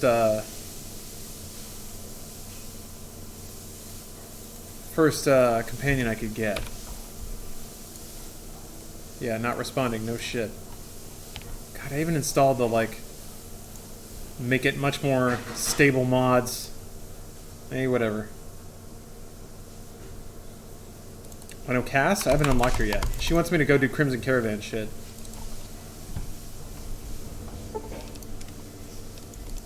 Let's see if it loads that save. What, does everyone hate Boone? He's just kind of like... He's an edgy tryhard guy. I lost my wife. Except I guess she actually isn't dead or something? I don't know. He's kind of a one-dimensional character with no actual backstory. Actually, Mongoose might be proving me wrong. Boone's quest could make you cry. Maybe I haven't gotten there yet. I don't know. He is dull. Thank you, Reddish Eyes. That's what it appears to me. He's a dull man. Shit. God damn it. Oh! Oh! It actually bothers me that this isn't loading yet.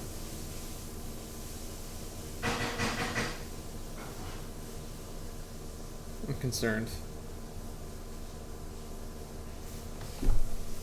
Oh, fuck.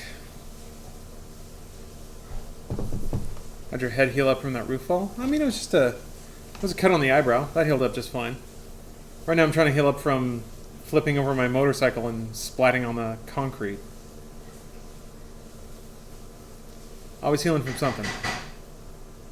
I don't know. I used to think if I wasn't healing from something, I was wasting time. That's true to an extent. Superficial wounds, no problem. Internal wounds interfere with life in a pretty aggravating way. Because I'm out of the gym for another 2 to 3 weeks at least. And I've already like put on, I want to say 5 pounds from being out of the gym, from falling off my roof for a month, so. Fuck!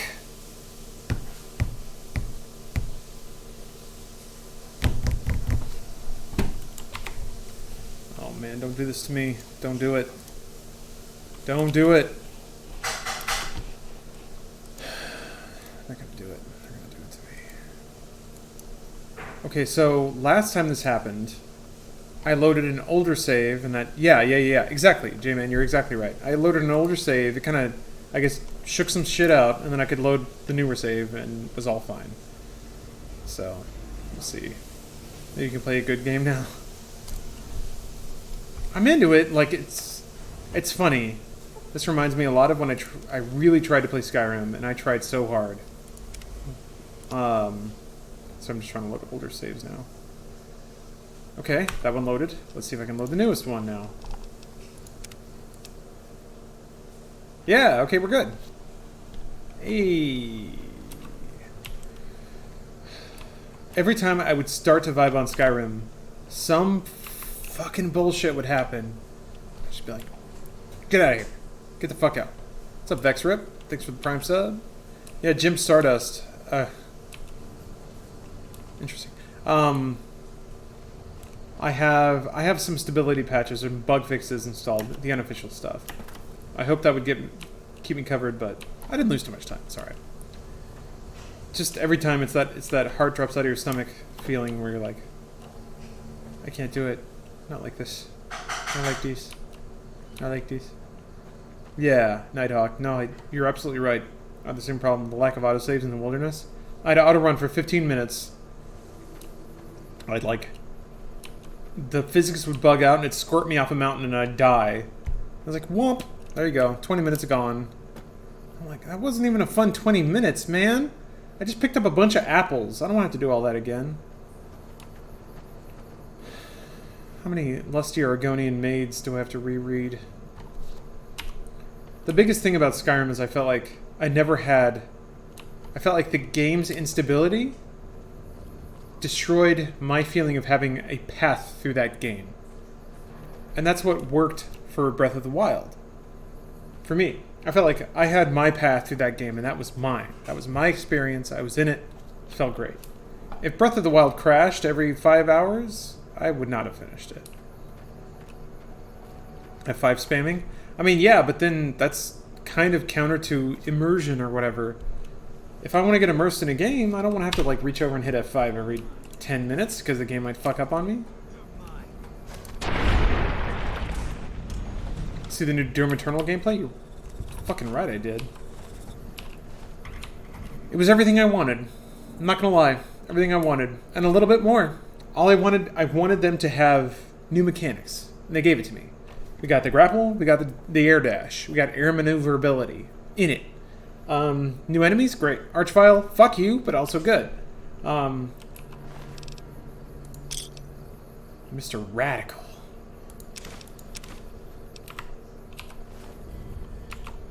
Hold on, I gotta listen to this. And then some other enemies, super good. They even showed like a story hallway that had a little bit of like cheeky humor in it. I'm in it. I'm feeling it. I kind of hope this is just my own thing. I don't want it to happen. I'd love it to happen. I want them to pick away at the lore a little bit. Just chip away at it. I want to know where Doomslayer came from. I want to know where his armor came from. I want to know what that crazy-ass laser sword he has. Which I love that they remembered that.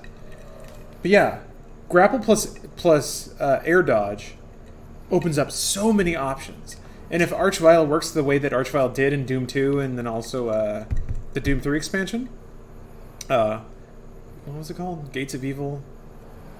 Resurrection of Evil? Something like that. Anyway, that could open up some real fucking shit. Imagine that you have to like grapple and like air dash through waves of rockets and shit to get at an enemy, kill them, and then get out. Like it's almost like no, bro, I read the codexes in the first game, yeah.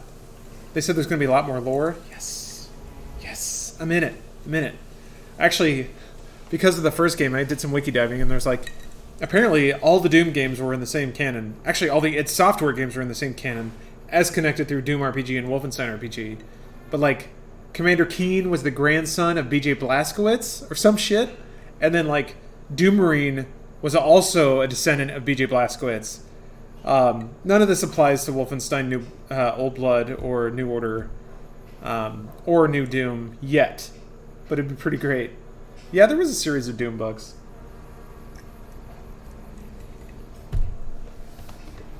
Yeah, I mean, this stuff is all immaterial. It doesn't matter, but it's still funny. I love it when people try to work that stuff in. Again, that's why Fast 5, amazing movie. Well, actually, I guess Fast and Furious 4, but whatever.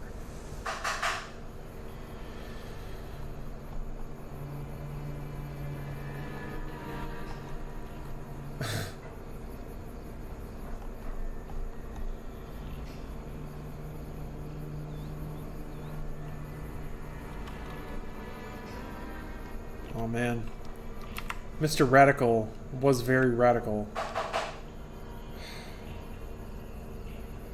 I can't carry it. Thank you. Wait, hold on. Dashizinator? Thank you for the cheer.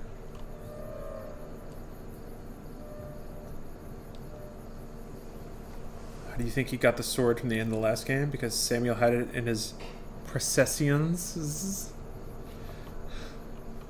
Gamer Chris, that sentence makes no sense, but I love that you typed it out. Trying to wrap my head around how Quake fits into the canon. It kind of doesn't. I mean, Quake itself is kind of busted up. Quake 1 was a thing. Quake 2 was a thing. It wasn't Quake, but they called it Quake because they had the copyright for Quake. Quake 3 was a thing that also wasn't Quake, but they called it Quake because they had the copyright for Quake, and it was a brand. Quake 4 was a sequel to Quake 2, made by a different company, but still a very good game.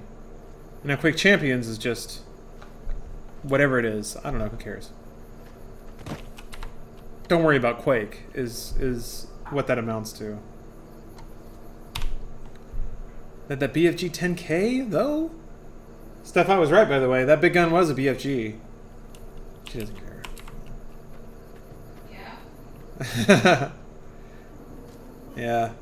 I remember calling that out, and that's one of those things where, like... You should feel proud. Should I? Yeah. That's one of those moments where it's like in a Marvel film, you're like, oh, that's Thor! And then you're like, you realize that that doesn't matter at all. make new and good IPs. I don't know. I feel like New Doom is still a new IP. It's called Doom, but nothing about it means that it's a sequel, really. I don't think there's anything wrong with leaning on someone's past like of something to give them something new. The world is so packed with new media properties or existing media properties. Tug on whatever strings you can to get people to swallow your medicine. Do you like Quick Champions? I do. I played it a bit. It's fun.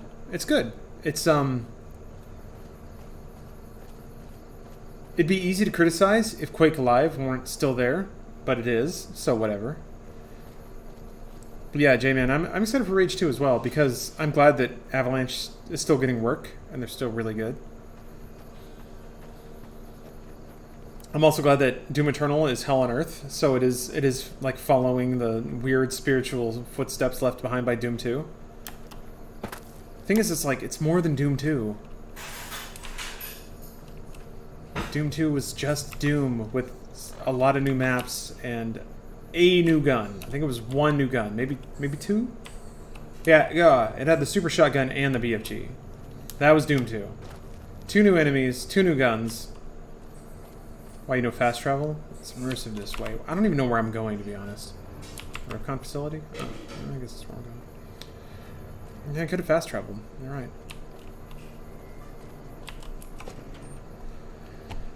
Still feel like Doom 3, maybe one of the most underrated games of all time. That was a game where people didn't give a shit. Man, you want to talk about tragedy. Doom 3 was a game that was a real fucking sweet-ass game, but it launched against a gaming populace that was obsessed with story in games. Everything must be a PlayStation 2 RPG. It must be 70 hours long. What is this dark game where I have to shoot things? We're over this. Games are better than this now. Why can't I have a flashlight and a gun at the same time? 'Cause it's called game mechanics, piece of shit. Anyway. Doom 3 got did wrong. What's more underrated, Doom 3 or Max Payne 3? That's actually a really good question, because I feel like Max Payne 3 basically got the same treatment. It launched against the same kind of expectations. We want 60-hour gaming epics. We want online play. If it's not Halo, we don't care. And yet, Max Payne 3 is one of the most amazing single-player games ever made. It's what it is, man. It's a duct tape mod? But the sequences where you had to choose between light and offense are so great. But no one was ready. No one was ready. Yeah, Max Payne 3. It's too good for this world. Most things that Rockstar makes are too good for this world. Titanfall 2 wasn't that good.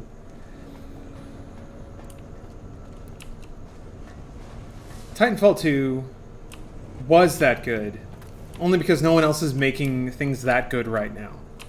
In the grand scale of things, Titanfall 2's campaign is probably not a top 10, but no one's making that right now, aside from Machine Games. That's pretty much it. And I'm not gonna lie, New Colossus fell a little short. It was good, but a little short. Titanfall 2 was tight, had great sequences, really inventive level design. Found the components we discussed? Yes, that's the stuff. The container shielding must be intact, or you'd be dead by now.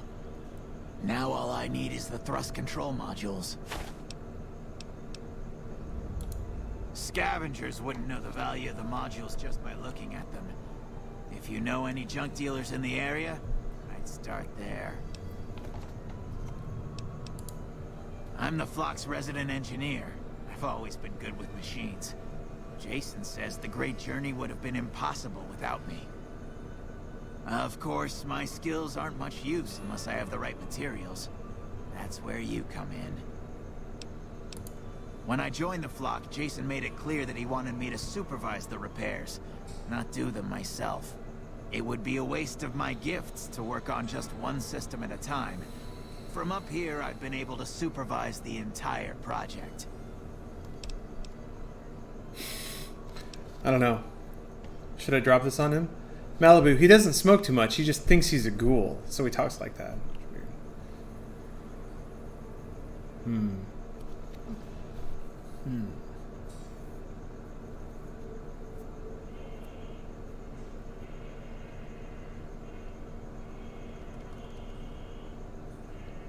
Yeah, I'm gonna drop this bomb on him. Let's see what happens. I thought we passed all that, smooth skin. But you just can't resist the chance to mess with me. Typical human. I was human once, you know. Grew up in Vault 34, Northeast. Alright.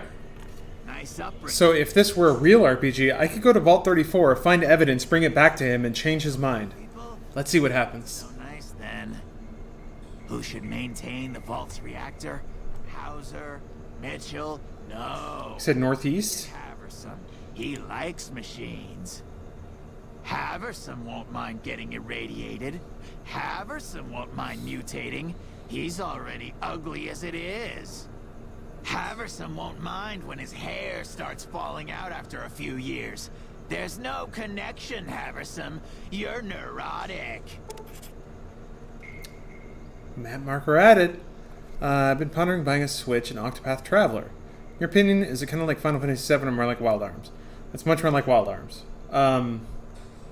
Octopath Traveler is that quirky, weird PlayStation 1 RPG that only 20 people know about. And in that way, a lot of people now are going to say, oh, Wild Arms, I love that game. Except they didn't finish it. Because guess what? I didn't finish Wild Arms. I don't know if I'm ever going to finish Octopath Traveler either.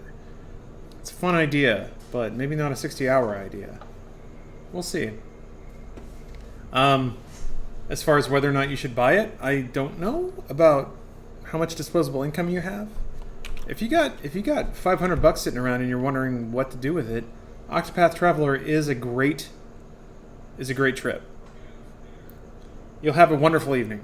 I can guarantee you that. As far as a wonderful month, I don't know. But yeah.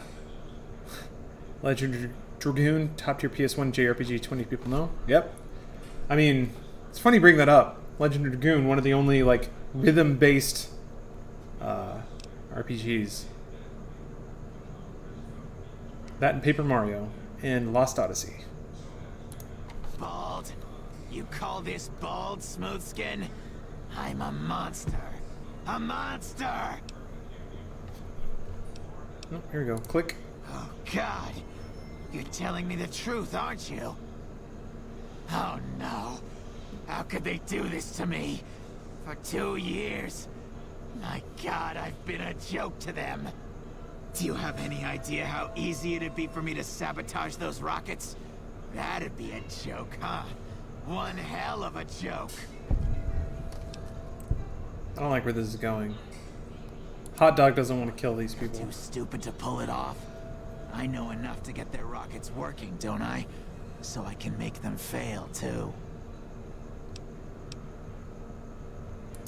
Like I could forgive myself for getting duped like this?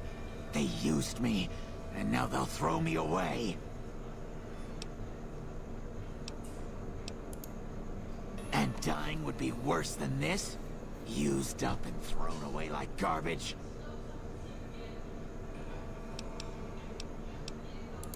Oh, so I've redeemed the human race, is that it? What a crock. The human race can't stand me. I think I may have just ruined this quest. Sorry, Malibu. So, you want me to accompany you on your adventures across the wasteland, is that it? Whoa, whoa. So my options are to take this fucking goober, this goddamn gummy bear of a human being with me, or have him blow up all the ghouls. Yeah, Millennial, awful Millennial, you're where I'm at right now. I don't want to hear this man talk. And Boone has a sniper rifle. Oh, Hot Dog, we've really landed ourselves in it, haven't we? Oh, just had to navigate those decision trees, didn't we? All right, hold on. Life among humans again. Okay, okay. Whew. You're suggesting, I guess. I can just tell him to leave. All right. The only chance I've got. I can't believe I'm agreeing to this, but I'll give it a try. Yeah, Erdy, you're right. Jason and his flock on their way, and then I'll head for Novak. Whew. Yeah, hot dogs in a real pickle. Wait. So people have probably tried to pickle a hot dog, right? Pure IP. Exit the combo, then blows head off. So hold on.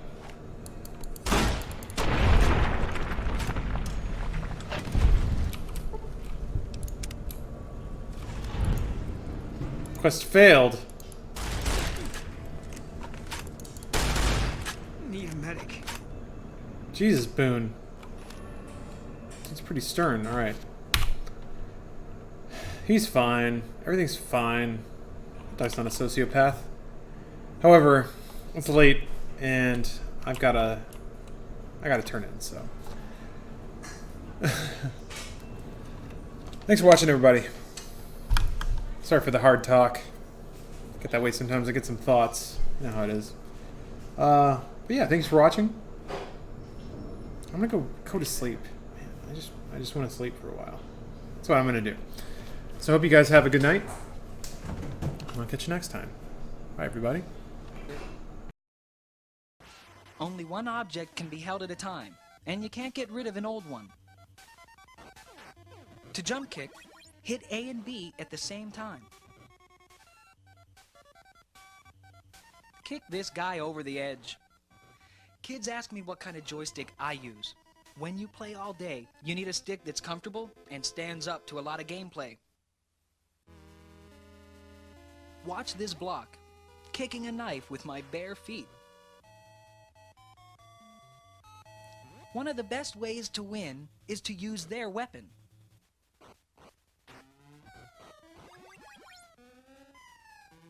The hair pull is the most effective move against these guys. Here's the hair pull with the optional throw.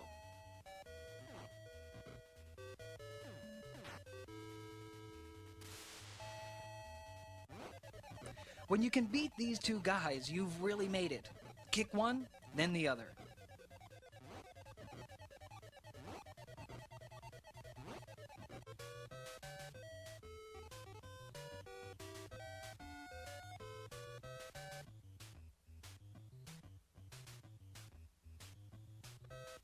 Once you get underground, don't take the trolley. Go deeper instead. Use as many hair pulls as you can against these two guys. The rest is up to you.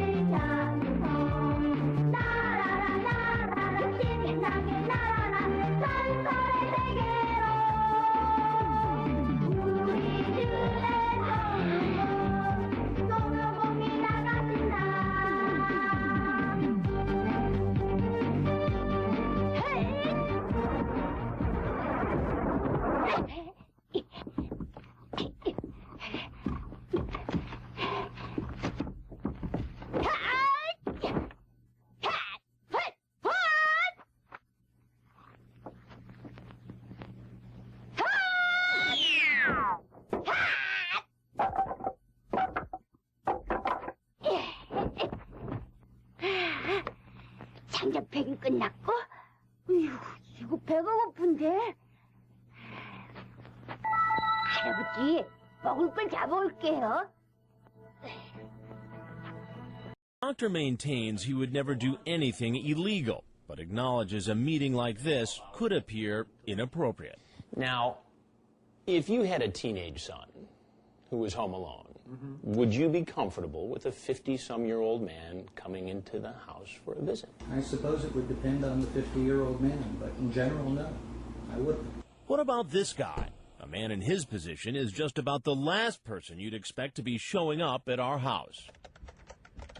It's 4 o'clock in the morning in an AOL chat room. This 54-year-old man, screen-named Red BD, messages a 13-year-old boy named Conrad, saying, "I'm prowling for young men." What he goes on to say, and the pictures he sends are so graphic, we had to carefully edit them before putting them on television. And as you'll hear when we read from his chat log, it's clear Red BD knows what he's doing is wrong. You're only 13? Yeah. That's rape. Dude, I tell you that before. Yes, I remember. Oh, okay. Just you're so young. I've never been with a young man like you, but I would like to. While the two are chatting online, we conduct a background check and are absolutely shocked by what this man does for a living. And now he's in our kitchen after making a date for sex with a boy he thinks is 13. Hello? Hi. Hey, hold 1 second. I gotta change my shirt. Yeah. Okay. It's still day. I gotta ask, you still gonna be up for tonight? We'll see. So how can I help you? What are you doing here? Not something good. This isn't good. Not good? I think that's kind of an understatement, isn't it? What do you do for a living? A rabbi. That's right, a rabbi. The man who sent naked pictures of himself is a man of God. He's a staff member at a Jewish youth educational organization. Now, presumably, you counsel families and children in your position as a rabbi. What are you doing as a man of God, as a rabbi, in this house, trying to meet a 13-year-old boy? Instead of answering, the rabbi asks to know who I am. But before I tell him, I want to ask him about those pictures he sent. And you sent pornographic pictures. That's a federal offense right there. Okay, look. You know I'm in trouble, and I know I'm in trouble. I am not interested in getting any further in trouble. Then we heard that familiar excuse. This is not something that I've done ever. You've never done this before. You know, because I hear that a lot. You'll hear more from the rabbi later. Others are on the way. Here comes Special Guy 29. Earlier online, he told